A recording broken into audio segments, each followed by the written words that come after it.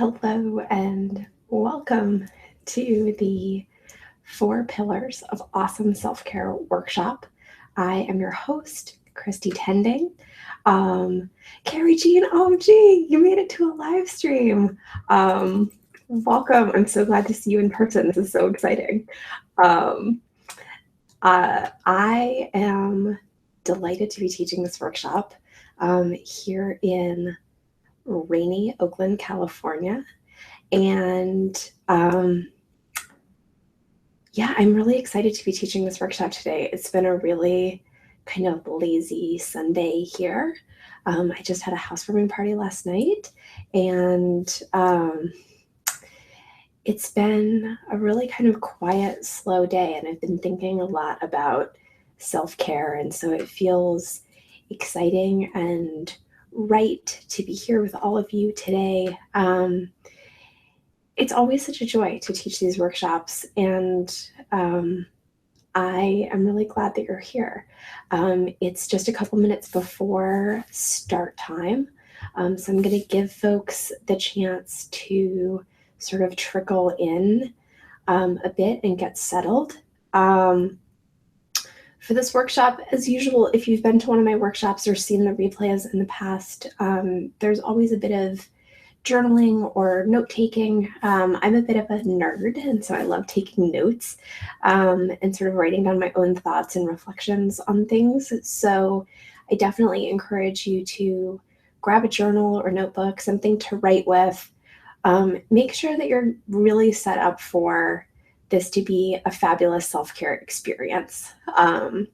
So maybe grab a glass of water or a cup of tea and really sort of settle in. We're going to aim to keep this to about an hour today, to honor your time, to honor my time in the practice, and also because an hour seems to be about right for these sorts of things.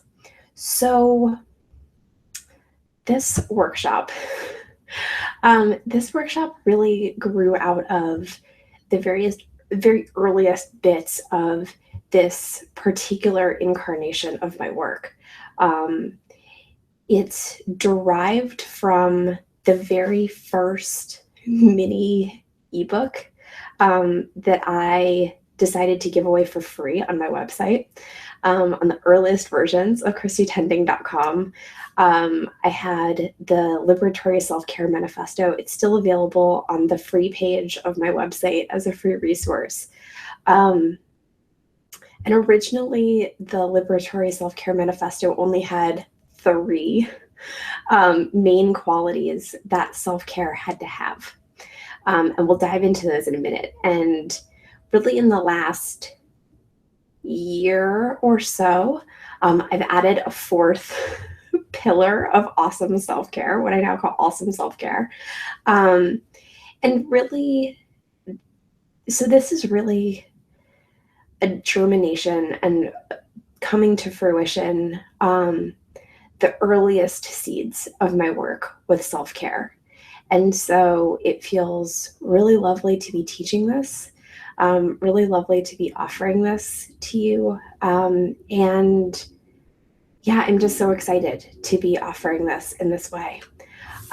So as we sort of settle in here, I want you to take a moment to ground and center, whatever that means for you today. I'll let you sort of choose your own practice. You could close your eyes and take some deep breaths, do a few moments of meditation, could set an intention for our time here together. But just taking maybe the next 60 seconds to fully arrive and be here. It can take a lot of work to be in one place and to pay close attention. And so really honoring the work that it took you to get here, the offering that this time is toward your self-care, and making this an act of respect toward yourself, toward your heart. letting this be something sweet and holy and not something that you're just trying to rush through. So really allowing yourself to be here and now, in this moment, in this place, wherever you find yourself.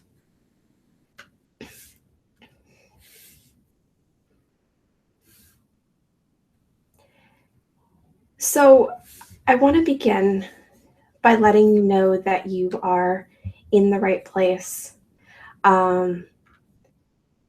If you are looking for self-care that is effective, if you're looking for self-care that feels personal, if you're looking for self-care that isn't fancy but is full of heart, then this is the right place for you. If you're looking to really dive in and commit to a new way of being when it comes to your relationship with yourself and with your practice, this is the right place for you. And I aim to make this the safest space possible.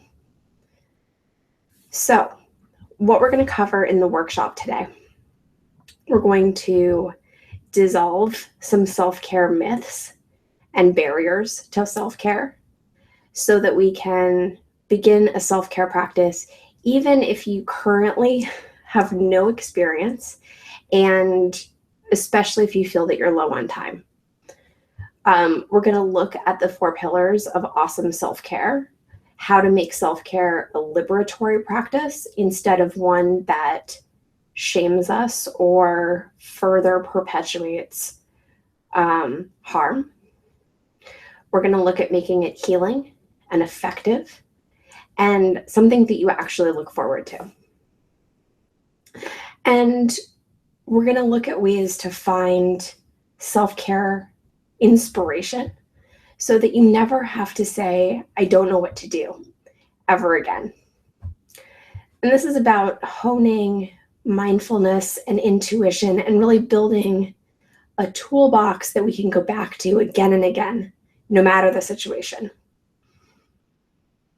So, a brief introduction to me. My name is Christy. I am a self-care mentor. I'm a writer, a healer, an activist, and I truly believe in self-care and self-compassion.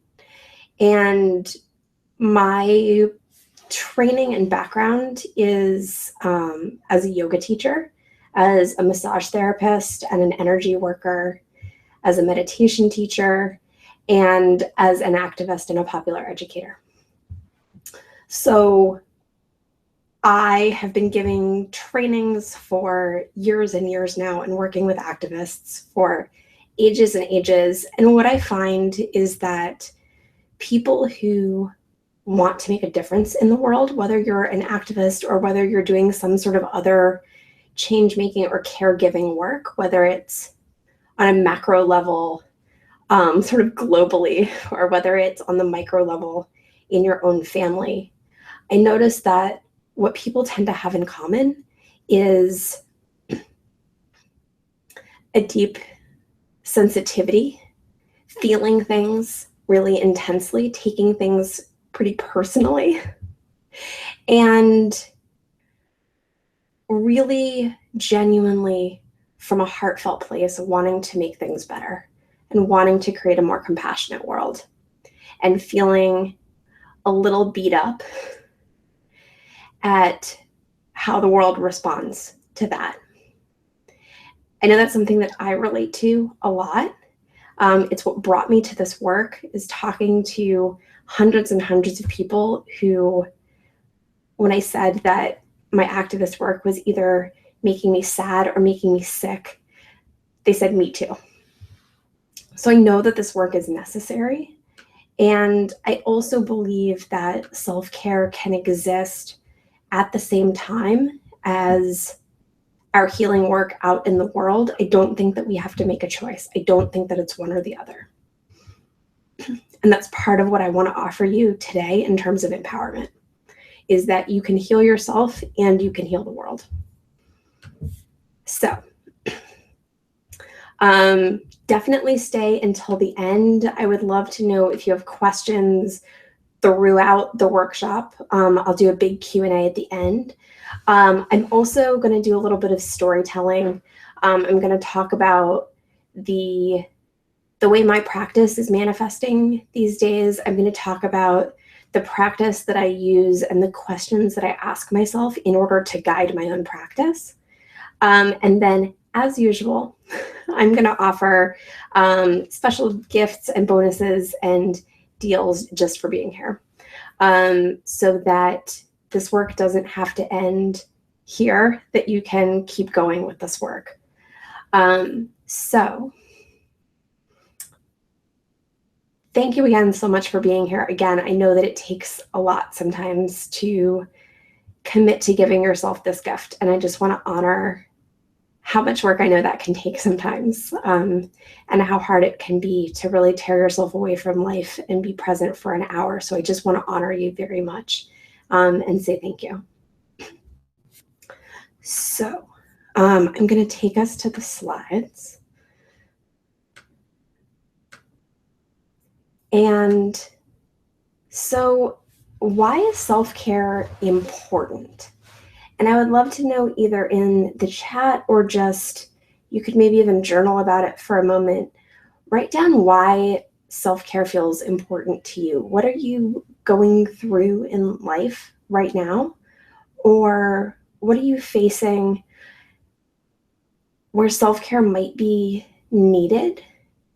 And then you can also tell me how self-care has supported you so far. What have you felt as the benefits of self-care? And again, either journaling or letting me know in the chat.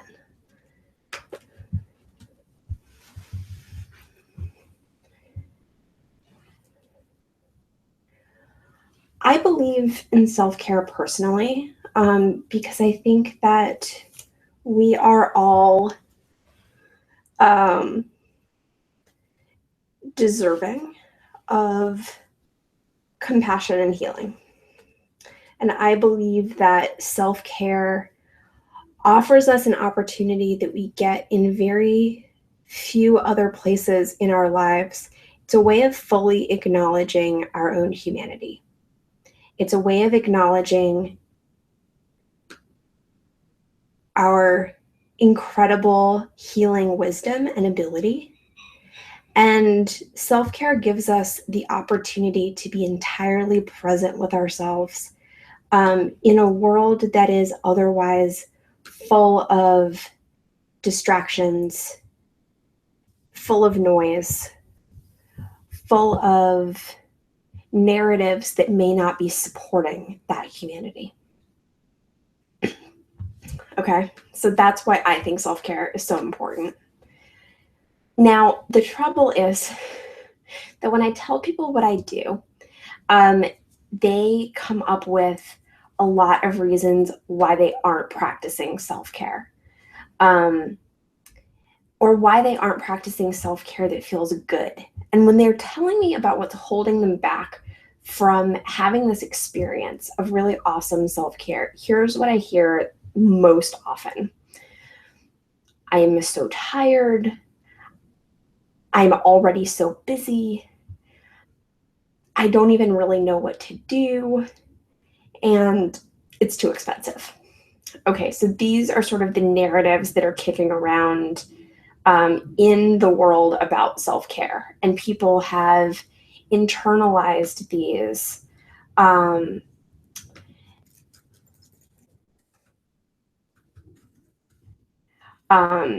as narratives that are holding them back, or reasons why self-care can't happen for them.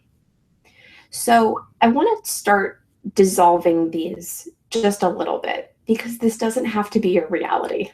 Spoiler alert, we're going to cut to that. But feeling tired means that you are in need of self-care.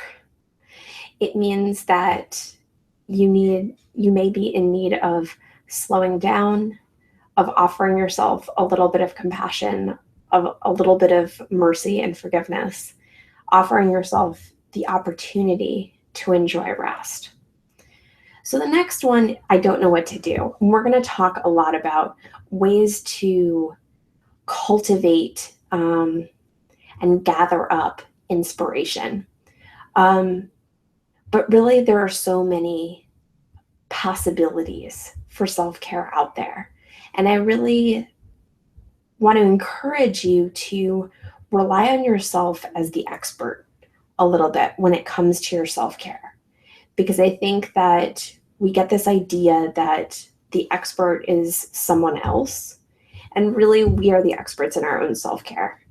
And when we start to listen to our intuition, turns out that we may actually know what to do after all. So the next one, it's too expensive. I hear this because we have a lot of noise around self-care, sort of disguised underneath a lot of luxury. And the fact is, self-care can really just be a few moments with your journal, a few moments with your breath, a hot shower, a cup of tea. It doesn't have to be a big fancy affair. And then the last one, I'm too busy. Now I hear this one a lot, and I recognize this as being the reality for some people. And that just may be the way life is sometimes. And so really what I would invite you to do if you're feeling like you're too busy for self-care, and we're going to talk about this later in the workshop, but this idea of taking really tiny baby steps. And again, not needing self-care to be a giant production, but rather something that can be done in bite-sized pieces and is therefore available in a lot more contexts, a lot more moments, where it doesn't have to be time-consuming. So these barriers to self-care don't have to be your reality. I believe that self-care isn't a punishment. It doesn't need to be expensive or time-consuming. It doesn't need to be yet another thing on your never-ending to-do list, because that doesn't actually make anything better. In fact, it can sometimes make things worse. I believe that self-care is possible and that it can and should feel awesome. So this is where I arrive at the 4 pillars of self-care.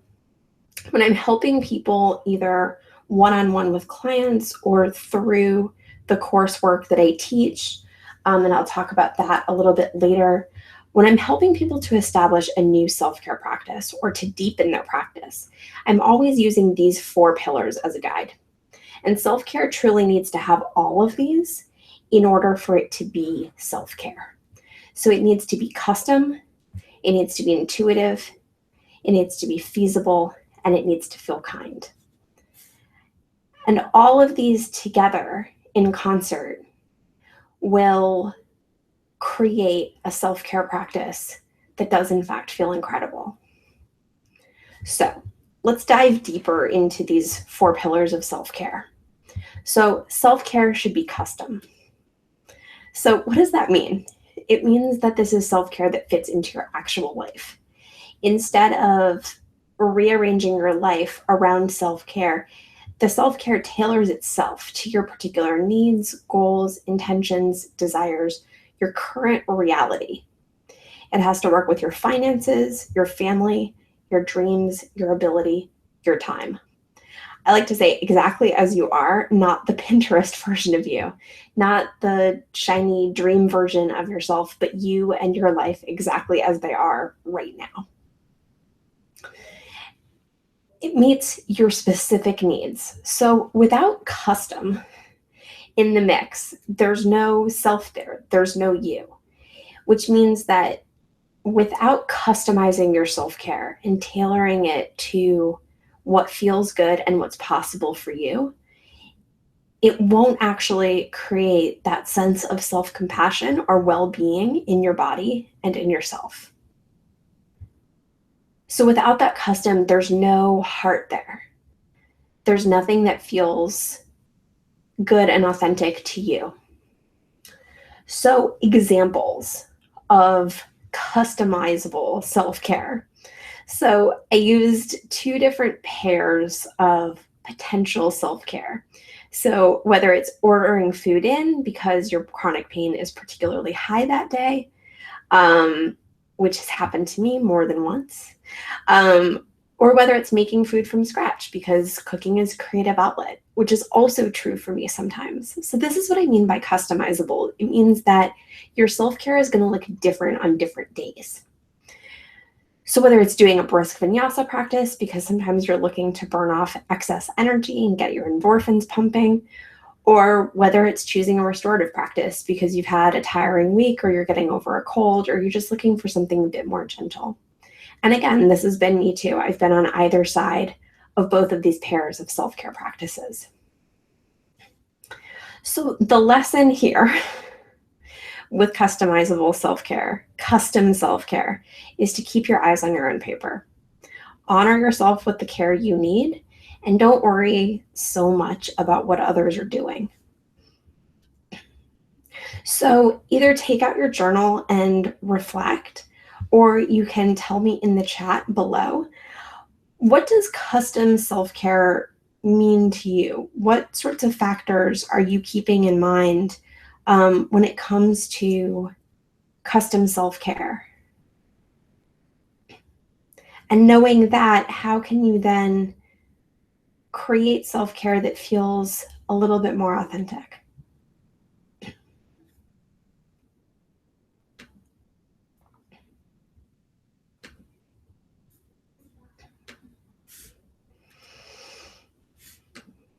Okay, so moving on to pillar number 2.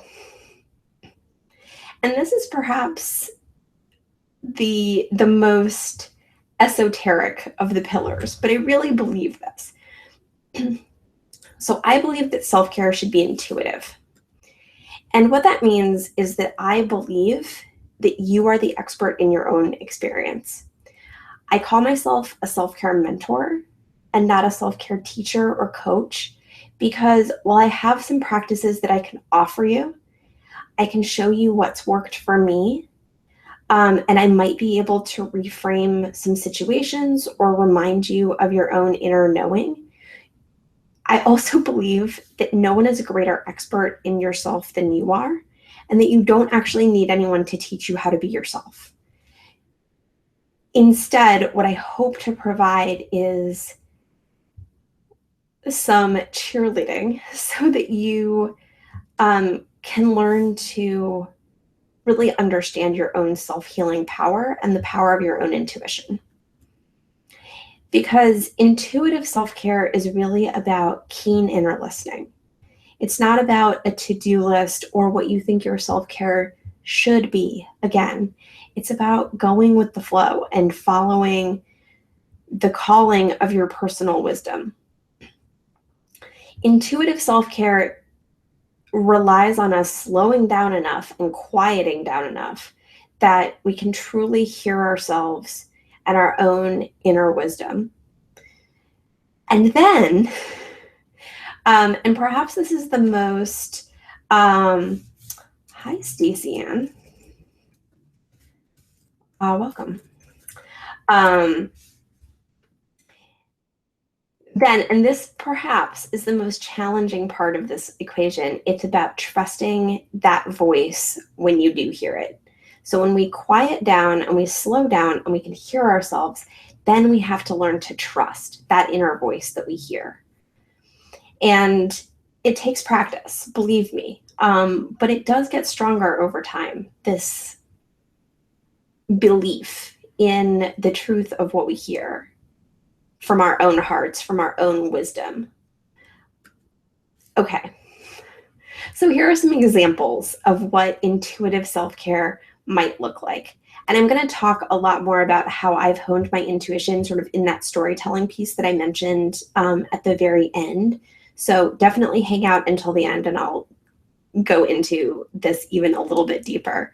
But some examples of intuitive self-care would include looking in your fridge and following your hunger. getting on your yoga mat without a plan and without a pre-approved or prescribed sequence, but really moving as your body wishes to. Breathing for a few minutes while you listen to what would bring you joy next. Sitting and coloring books, going for a hike, taking a hot shower, having a nap, having a snack. And then finally, doing one thing at a time, moving deliberately from one activity to the next so that you can discover the flow of your energy, how you best like to work, and what the impact of each activity is having on you. And this is really one of the core pieces of self-care, is this sort of constant refining and investigation of doing a practice and then really checking in with yourself. And how do you feel now? How do I feel now in this moment here? So the lesson here is that you are the expert in your own experience. You have more wisdom about you than anyone else in the whole world. So take out your journal and reflect, or you can tell me in the chat, what does intuitive self-care mean to you? What does it mean to listen to your own intuition?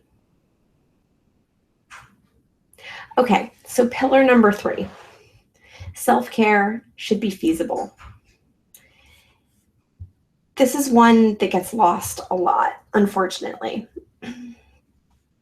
So what do I mean when I say feasible self-care? Asking yourself, what's possible today in this moment? And then asking that again tomorrow. This idea of constantly questioning, okay, what's possible now? So again, to go back to what isn't self-care, making these big plans that crash and burn is not self-care. That might actually make you feel worse.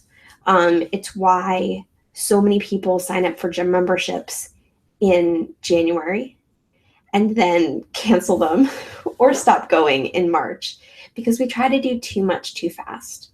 And we don't create a self-care plan that is sustainable or feasible, again, for our actual lives. So feasible self-care instead is setting yourself up with what is actually within your control and giving yourself care in that space. So for me, I'm a real introvert. And what I know is that I love having community around me. I love connecting with friends. And I also know that for me, it's not feasible to go to a party every single night of the week because I'll feel super burned out. So I have to think really carefully about how I am offering myself self-care and whether it's feasible for me to keep it up. Okay, so feasible self-care is about doing what's in reach, what's possible right now. So just doing what you can. And again, this is looking at some of the factors that we were looking at when we were looking at custom self-care. So finances, time, geographic location, physical ability, and allowing those things to exist without judgment, and offering ourselves the self-care that's possible, even despite any limitations. So taking baby steps, making small gestures in the direction of your self-care, because it does add up. And doing what's possible, even if it's in small doses, will set you up for a pattern of self-care that's worth a lot more in the long run than offering yourself self-care in big ways that you can't keep up. So, examples of this, and these are examples from my own life of how I sort of modulate some of the limitations in my life and to offer myself self-care anyway. So making yourself a cup of tea and sipping it slowly, even if you're at the office.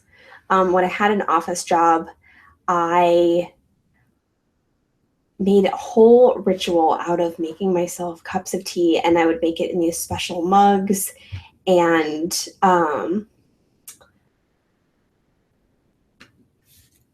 hold on one second. I'm seeing Stacey Ann's question. May cover this later, but can you say about how to determine if you're using self-care to avoid something versus knowing when it's really needed?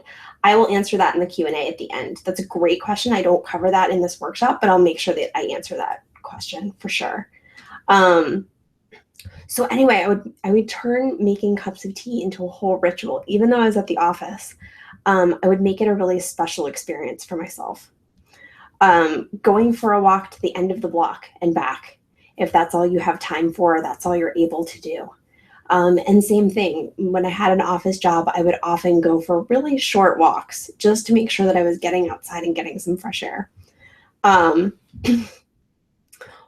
Wearing your favorite sweater, not necessarily buying a whole new wardrobe. I personally don't believe that, for me in my life, shopping is not self-care. But when I do buy things, I make sure that there's something that I really, really love, so that wearing them either reminds me of a special time, or there's something that I'm going to want to return to again and again, and they'll provide comfort even when they've lost their newness. And then finally, I live really far away from all of my from my whole family, and so looking at photographs of loved ones, even if you can't get on a plane and be with family, I find to be a really beautiful self-care practice. So the lesson is honoring what's possible. You don't need to wait for self-care. I believe you can begin right here, right now, with what's possible. So looking at what feasible self-care looks like to you, and maybe writing a little bit in your journal, maybe this has inspired you to cultivate some new self-care practices that might have seemed too small or insignificant before. But looking at what's possible right now.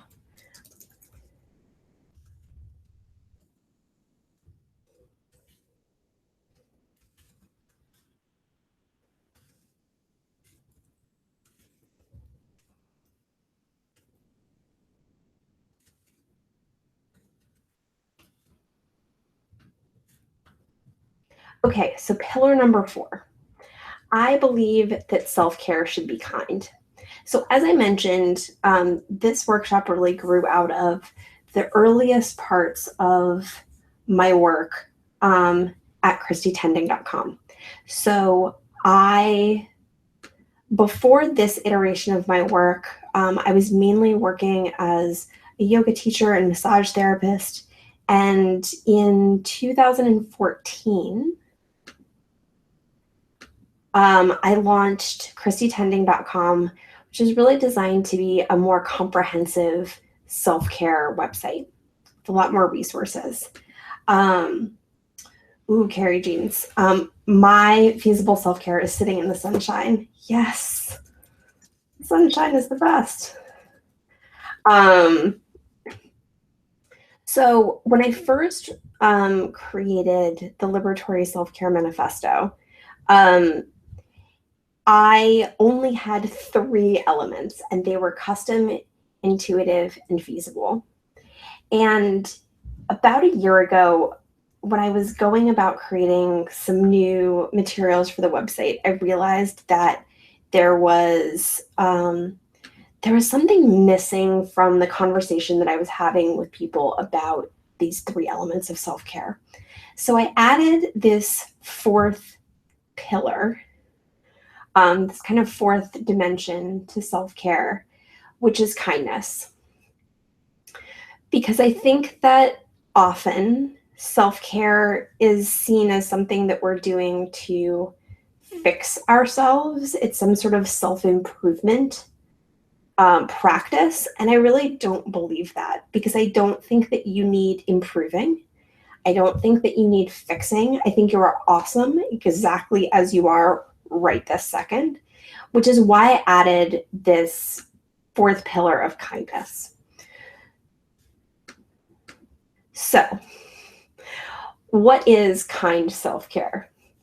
It's a careful and compassionate way of approaching your own heart and then offering it what it needs. It's not just about luxuriating, but being genuinely compassionate and present inside out with yourself and your needs. So, especially if you've tried and quote unquote failed at self care before, being kind is key. So, awesome self care isn't always about heroics. It's not always about 2-hour massages and fancy vacations and yoga class every single day and all of these other things that we think about as self care, but can be actually a hindrance. Sometimes kind self care is about doing the difficult, maybe uncomfortable, but ultimately compassionate thing for yourself. So self-care isn't a punishment. I said this at the beginning. It's not a chance for you to martyr yourself. But really, if you want to start today creating a meaningful self-care practice, my number one suggestion is that you start by being nice to yourself. Start offering yourself kind narratives and self-talk. I think you'll find that it will take you a long way. So examples of self-care that are kind of coming up in my life. Beyond being kind to yourself, my number one self-care offering is getting enough sleep. So getting enough sleep instead of binge watching something until 2 o'clock in the morning is a kind self-care practice for yourself. It may feel awesome in the moment to be binge watching something, but it's ultimately more kind to give yourself that extra sleep. Creating an inner monologue that is forgiving and compassionate. I personally have an inner monologue that does not, its default setting is not kindness. So I've had to train my brain and my inner narrative a bit over the years to be more forgiving, more compassionate. Offering yourself opportunities for nourishment, rest, movement, and creativity in a gentle way. Not forcing yourself into something that's quote unquote good for you because of a fad. And I think that this is a common self-care pitfall, that we do something that we think we should, that we think is good for us because of a particular trend, but it doesn't really align with who we are or what we're actually looking for. And then finally, claiming self-care in any moment, not just because you've accomplished something, but because, again, I personally believe that you are deserving of self-care at any moment. Not because you are a good little worker bee or because you are productive, but simply because you are a human being who deserves compassion. So the lesson here is, if you're starting at the absolute very beginning of your self-care journey, start with this. Be nice. Cut yourself some slack. Be a little bit gentle. And show yourself some kindness first. So what does kind mean to you? You could either jot this down in your journal, or tell me in the chat. But for me, kind self-care is really an opportunity to sometimes make uncomfortable choices for myself, because I know that ultimately I'll feel better in the long run, that I'll really thank myself for investing in myself that way. And And it's also kindness. I think self-kindness is also an act of knowing yourself. So when we offer ourselves acts of self-kindness, it's a willingness to know and accept and be present with yourself. Okay. So, how to create a self-care practice. Practice and praxis. So, custom, intuitive, feasible, and kind self-care is all about practice, discovery, and reflection. It's an ever-shifting work in progress, just like you are. So, I use the phrase self-care practice and not other words because I do believe in it being a consistent practice of refining and continually developing our relationship with ourselves through these acts of self-care. Okay. So I mentioned practice, which I've just touched on, but what is praxis? This is actually an activist concept that I learned about 10 years ago, and I use it in all sorts of situations. So I use it through my activism, but I also use it in my self-care and in my teaching practice. It's a really amazing model for how we grow and how we learn. So it's an activist concept in which we learn, we research, we read, we think about, we develop ideas in our head, and then we put them into practice. We try them on, we take them out into the world, we put them into action. And then it's the practice of reflecting on our work, gathering new information, and then starting the cycle all over again. So really praxis is a circle where we learn, practice, reflect, learn, practice, reflect. It could be a circle, or it could really, the way I conceptualize it in my own mind, I see it more as a spiral. And this is how I encourage you to think about your own self-care practice is not as something linear, but as more of a spiral. So some tools for developing a self-care practice. Breathing. I think for me, and I teach a whole course on breathing, so I'm a little bit biased, but for me, breathing is the number one tool that I use for being present with myself. The next is mindfulness, which connects with breathing very much, but being aware and present in this moment, in this place right here. Silence and white space. So I mentioned being an introvert.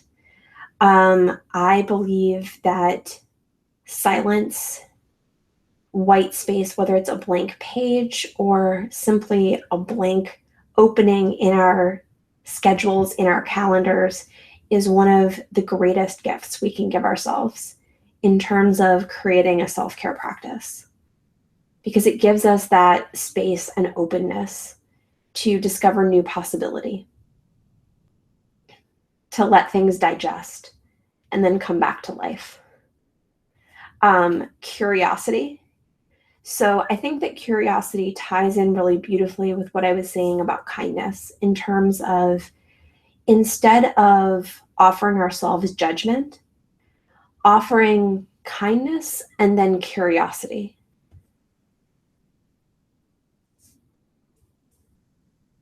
Rather than harsh criticism. Setting clear intention. So I think I remember when I was first approaching a yoga practice, I would show up to class and I would come to class with the very clear intention that I wanted to be more flexible. And really, it would have been so much kinder if I'd shown up with the intention of being with my own heart or simply being present with myself for an hour. So cultivating really sweet intention when you're offering yourself self-care. And then again, these baby steps, taking small incremental steps in the direction of self-care rather than trying to get it all done in one day. So in your notebook, let's practice some of these now. Write down what your intention is for moving forward. Based on what we've talked about so far in this workshop, between custom, intuitive, feasible, and kind, what is one intention you have for moving forward from today's workshop? And then in your notebook, underneath your intention, what is the smallest possible baby step that you're going to take next? What's the tiniest action that you could do as soon as this workshop is over? Like it would take you no more than 5 minutes. What is one step that you could take on your own behalf today? And write that down too. So here's what I hope that you got out of today. How to set yourself up for greater self-care success. We talked about the 4 pillars of self-care, plus some ways of applying them in your life to make it not just possible, but really personal. So really, I hope that if you had one takeaway from this, it's that self-care is possible if you have the right foundation, and that you can set yourself up for this awesome self-care by discovering what is custom, intuitive, feasible, and kind to you. So if you're looking for more, and I'm going to give you some information about how to find more of this, and then I'm going to take your questions, and then I'm going to do my storytelling. So stick around. So today I'm offering the Sacred Focus Bundle. It offers incredible access to your tender, vulnerable heart, as well as new levels of calm and sacredness, a customized self-care practice every step of the way, as well as endless inspiration, step-by-step instruction in bite-sized pieces, the ability to focus on what truly matters to you and to hone your self-healing power, and ultimately a life that simply feels like self-care.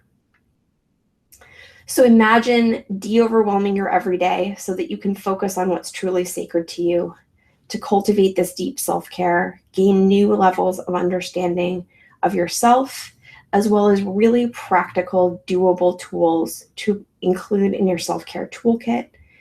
And finally, and for me, this is one of the biggest pieces, but knowing how to balance your inner realm before you hit that burnout phase. So really, I see this as both healing and preventative. So if you're feeling kind of overwhelmed by your everyday, if you're craving a greater sense of sweetness and experience of the everyday sacred, if you're wanting to go deeper with your self-care, but you don't know where to start or don't have the time or money to slip away from your life to a fancy spa or retreat center or a monastery, then I designed this for you. So some kind words from my students. This is Kelsey talking about the Real Self-Care Workbook, which is included in this beautiful bundle.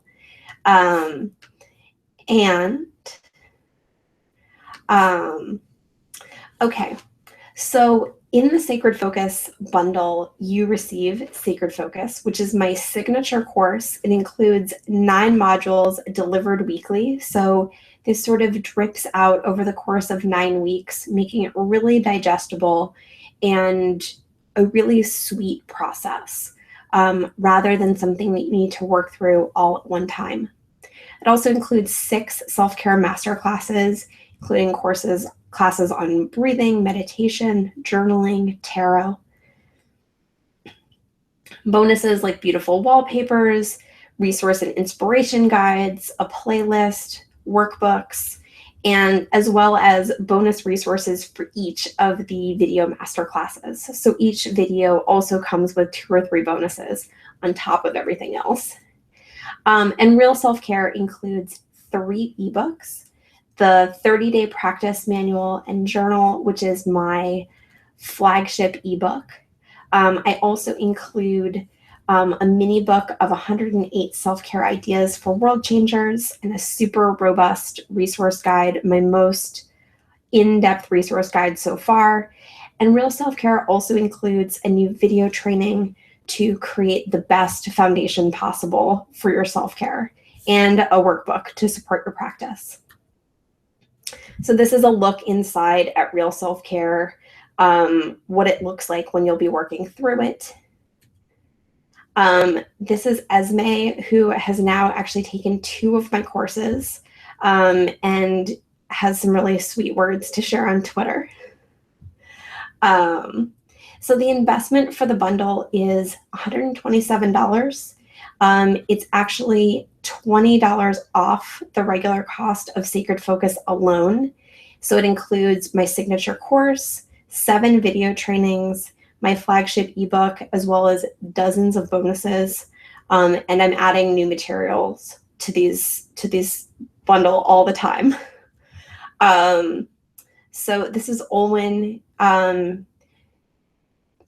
She has been through Real Self-Care and has been a student of mine for a while, has been around for kind of a long time. Olwen and I have known each other.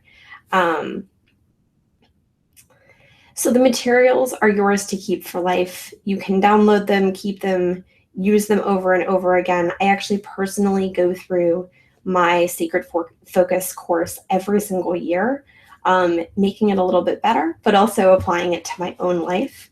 And I'm always coming up with new materials that I want to add to these, which of course you'll be automatically upgraded for free. And you'll be the very first to receive those new materials when I add them. So this is what Dawn has to say. Dawn has been a student of mine for a little while, and she has incredibly kind words to say. She says she's like a good friend or sister who's unafraid to reach a person in the dark waters and guide them to shore, or more precisely, suggest solid ways for that person to rediscover the resilience and refuge within themselves that's always there, within the breath and silence. And I couldn't have said it better if I wanted to write my own bio. It's really what I aim to do, and I'm so honored that it seems to be coming through, and honored for Dawn to share those words.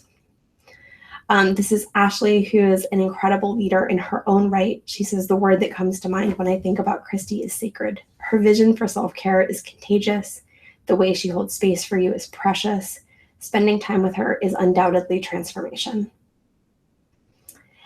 So everything you get, the 30-day ebook, journal, practice guide, the resource guide, the inspiration mini book, the video training, the workbook, as well as the 9-week digital course with 6 self-care master classes, all on video, as well as dozens of bonuses. And your investment is only $127. This is less than the cost of Sacred Focus by itself. One of my aims with this work is to make it as accessible as possible to as many people as possible. It's why I teach these free workshops. It's why I have, I think, something like 10 free downloadable pieces in my free resource garden. It's why I put these bundles together for people who attend my workshops, to honor your loyalty and to give you the greatest impact for the smallest investment on your part, because I believe truly in making things as accessible as I can. So click that gorgeous yellow button to join the course. The button looks like that. The journey begins as soon as you complete your purchase through the secure checkout. You'll be able to dive in right away to everything. The Sacred Focus course, the way it's timed, it will begin within 24 hours. And then, of course, you'll have like lifetime access to everything, as well as lifetime access to my inbox and asking me any questions you have. This is what the secure checkout box looks like. And now I want to open it up to questions. So I want to answer Stacey Ann's question because it's, oh, hello. Because I think it's such a great question that she had. So let me scroll up and see exactly what you said. Can you say a little bit about how to determine if you're using self-care to avoid something, i.e. resistance, and knowing when it's really needed? I think this is an amazing question, and I think this is one of those questions that I may just kind of kick this back to you, which is, when do you feel like you're resisting something versus knowing when self-care is really needed? There are a couple of things that come to mind for me, and I was sort of mulling on this question as I was moving through the materials. What comes to mind for me are two possibilities. The first is that regardless of whether you're resisting something, whether you're having, as the Buddhists would say, and that's kind of the language I'm most used to, either attachment or aversion, or whether you really need self-care, I think either one of those moments is actually a great opportunity to offer yourself self-compassion. So even if you are resisting something, like I resisted doing laundry all week, even though it would have been an act of self-care to have some clean clothes. I think either one of those moments is a great opportunity for some self-kindness. And as for knowing when it's time to kind of go quiet and really nurture yourself and go inward, and when you need to kind of buckle down and do the work, I think it depends on a lot of different circumstances. It's one of those things that you might end up needing to discern for yourself. You will get better at it over time. Your intuition will become pretty sharp. If you are sensitive enough to be asking me this question, you will ultimately be sensitive enough to discern the answer for yourself. Your intuition will be able to tell you. Sometimes the intuition isn't sure. So beyond that kind of act of kindness and the attitude of self-compassion, of whether you need self-care or whether you're resisting something, either way, you could probably stand to be kind. But going back to this attitude of curiosity, of seeing what happens when I give myself a little bit of self-care, or what happens if I take some baby steps in the direction of the thing that I'm otherwise avoiding or resisting. I find that I've had a lot of difficulty with attachment and aversion over the years. Aversion in particular is one that I have struggled with. And one of the things that I found most interesting is that while I'll dread doing something, whether it's going to a yoga class or making a phone call that I don't want to make, resistance ultimately is not a kind thing to be carrying around in your body. And so sometimes the self-caring thing is to just do what you need to do. Tough as it might be, sometimes doing the thing you know you need to do can help you move past. You will survive. You will be okay. And you will learn that you're able to do tough things. It creates a sense of resilience. And so that was a little bit rambly and a little bit long, but I hope that there was something in there that was useful for you. I think it's a really fascinating question, and it's one that I'm going to be thinking about a lot, and I might write a whole blog post about it, because I think it's one of those things that comes up a lot in the context of self-care. And oh, very helpful and useful. Oh, good. I'm so glad. Super insightful questions can sometimes put me on the spot, so I'm glad that that was helpful. Yeah, I think maybe I'll end there. Yeah, resistance is not a kind thing to carry in the body. I find that if I'm really resisting something and I've been resisting it for days, and I just go ahead and get it over with, usually the thing I'm resisting isn't something that takes very long either.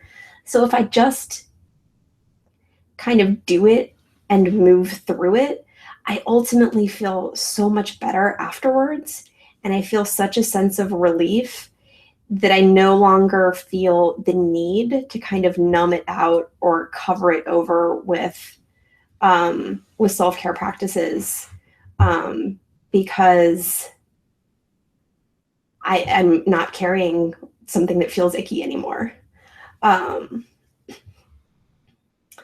did that. Yeah. It can be a huge game changer. Just sometimes just going and getting it over with can be a huge blessing. So in that spirit, I want to do like a minute, like 60 seconds of storytelling of how I've honed my practice and the guiding question that I use, and the kind of surprising things that my intuition has sometimes told me. So in my self-care practice, I've been through some pretty big evolutions.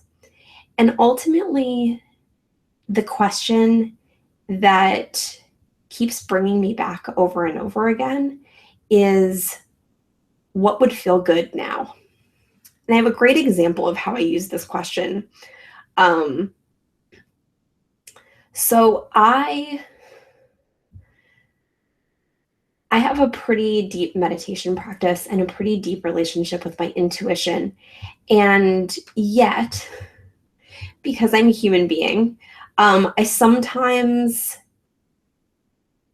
want things to be different from what they are.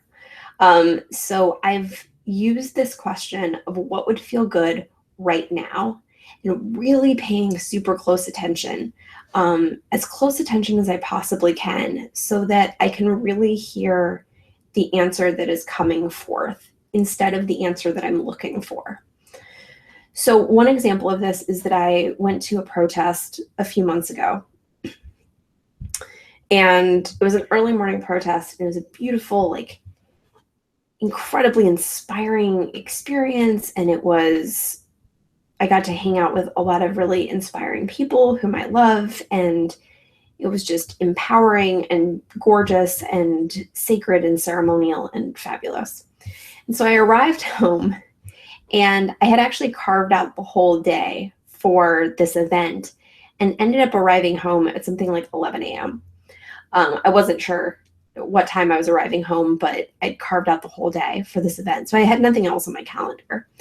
And I arrived home, and I took off all of my layers of gear and stood in the middle of my living room and closed my eyes and asked myself, what would feel good right now? And what I was secretly hoping was that my intuition would say a pedicure or tacos. And what my intuition said instead was, like, it was as though it was in all caps, sleep. And so I went and laid down and took a nap for a couple of hours, which is, I'm not a big napper generally. But it was incredibly healing. And it was also fascinating to me that what I had thought would end up being my self-care practice that day was not at all what my intuition was asking for. It was something very different, and ended up being really the rightful healing choice for me in that moment. So I want to remind folks again of this bundle that I'm offering today. The Sacred Focus Bundle you can hit this yellow button to join the course. I would so love to see you inside. It's a really special bundle, this flagship ebook of mine and my signature course together at last. And yeah, I really can't wait to see you inside. I think it's designed to be a really comprehensive journey to create a sense of sacredness in your everyday that will really blow your mind. So we're now at 4:02. I just want to say thank you so much for being here, for doing amazing work in the world, and for being a force for compassion on this planet. I couldn't be more honored to serve you in this way. This is always a delight and such a joy. So thank you, thank you, thank you. And I hope to see you again very, very soon. Have an amazing day.